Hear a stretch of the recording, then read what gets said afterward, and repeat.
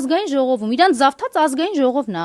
Դու ընդեղ ինչ ուզում ես արա, ընդեղ պիտի լինի կամ բացառիկ հակազդեցություն դրանց, որը բացառում է ուղղակի բնականոն աշխատանքը, այդպես է, եկեք անկեղծ ասենք։ Ես ասել եմ, առաջի օրը երբ որ իրանք եկան ու այդ կռիվը ավելի շուտ ծեծը սարքեցին ազգային ժողովում, իրանք կողմից դա մտածված ծրագիր է։ Իհարկե, ես հենց այդ պահից սկսած ասեցի, որ կամ այս ազգային ժողովում պետք է անընդհատ լինի ծեծ կռիվ ներողություն, ինչը հակազդեցություն է, չէ՞ մյուս կողմից։ Իհարկե, կամ այս ազգային ժողովը ուղղակի պետք է անի ամեն ինչ ընդդիմությունը գոնե,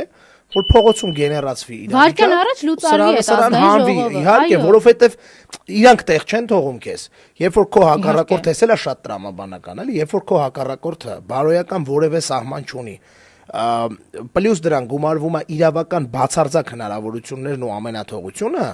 այդ արդեն նշանակում է, որ դու ուրիշ զենք չունես կռվելու, զենքը բնականաբար գործիք որպես, այո, եթե ազգային ժողովի